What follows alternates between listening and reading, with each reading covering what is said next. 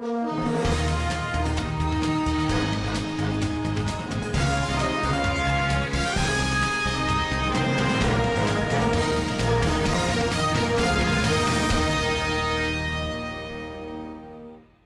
तालुक्यामधील मुचंडी जिल्हा परिषद व पंचायत समिती गटाचे उमेदवार रमेश गंगाना देवर्षी व सौ सुनीता अप्पासाहेब बेडगे तसेच त्या भागातील नेते, सरपंच, उपसरपंच, कार्यकर्ते यांच्या समवेत काळभैरवनाथ मंदिरामध्ये नारळ फोडून प्रचाराची सुरुवात झाली।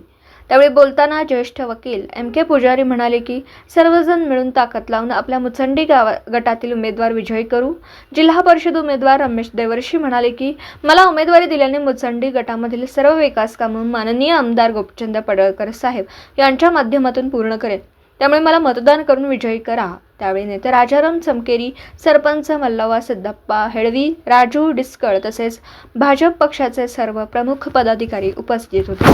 नमस्कार।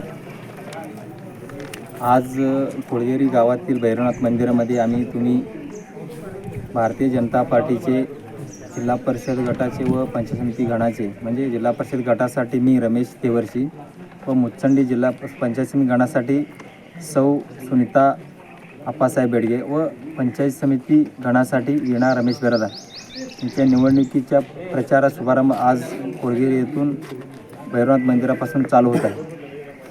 फक्त एवढंच मी सगळ्यांना आवाहन करतो आहे, आता आम्ही फक्त ही निवडणुकीमध्ये केंद्रामध्ये सत्ता आहे, राज्यामध्ये पण सत्ता आहे भारतीय जनता पार्टीची, आता आमदार पण भारतीय जनता पार्टीचे, पालकमंत्री आहे। आता आम्ही काहीतरी करू शकतो, विकास करू शकतो। आता जिल्हा परिषद आणि पंचायती समिती ते भारतीय जनता पार्टीचा झेंडा जर फडकलं तर 100% लोकांना आम्ही का तुम्हाला आश्वासन देतो की 100% पूर्ण करता येतील, म्हणून त्यासाठी आम्ही हे निवडणुकीमध्ये उतरलेलं आहे। आणि आम्ही ते काय बोलतो आता भैरवनाथ मंदिरापाशी सगळ्यांना मी वचन देतो आणि मी प्रतिज्ञा करतो की तुम्हाला काय काय आश्वासन दिलेलं आहे मी 100% एकही टक्का न चुकता 100% काम पूर्ण करणार म्हणून मी वचन देतो। आणि ह्या दोन शब्द मी थांबतो, जास्त काय बोलत। मुचंडी जिल्हा परिषद मतदारसंघातून रमेश गंगाना देवरशी आणि मुचंडी पंचायत समिती गणातून सुनीता अप्पासाहेब बेडगे या भारतीय जनता पार्टीच्या उमेदवार म्हणून उभे आहेत। आणि त्यांना सगळीजण आता आम्ही सगळ्यांना एक विनंती करतो, वेळ अगदी कमी आहे, रात्र थोडी सोंगे पार करायची आहे ती हे लक्षात घ्या। तुम्ही सगळेजण रात्रंदिवस झटून पडळकर साहेबांनी माझ्यावर जबाबदारी सोपवलेली आहे, तुम्ही सिनियर मेंबर म्हणून आम्ही ह्या याच्यामध्ये कसल्याही परिस्थितीत केंद्रात BJP आहे, राज्यात BJP आहे, तसं ह्या स्थानिक स्वराज संस्थेमध्ये सुद्धा BJP व्हावं ही सगळ्यांची इच्छा आहे। आणि त्या इच्छेखातर आपण सगळेजण अगदी जीवाचं रान करून रक्ताचं पाणी करून रमेश देवरशी आणखीन ही सुनीता बेडगे यांना प्रचंड बहुमताने निवडून आणायचं आहे असं मी सर्वांना आव्हान करतो।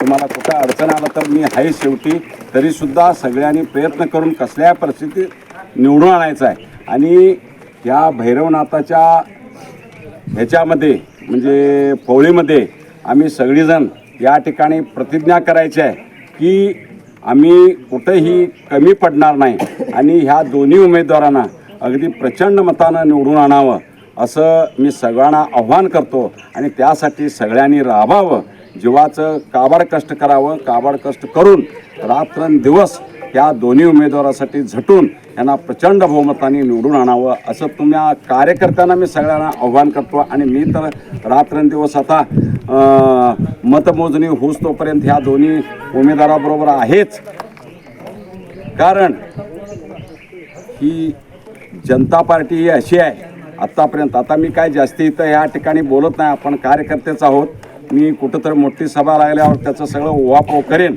आणि त्या पद्धतीनं त्या विरोधकांना आम्ही उत्तर देऊ। आणि कसल्याही परिस्थितीत ह्या भैरवनाथाच्या ह्याच्या पांढरीमध्ये सगळ्यांनी एक प्रतिज्ञा करावं, आम्ही कुठेही काही इकडं तिकडं हालचाल करणार नाही, ह्या दोन्ही उमेदवारासाठी झटून काम करतो असं सगळ्यांनी या ठिकाणी प्रतिज्ञा करावं एवढं सांगून मी इथं थांबतो। जय हिंद।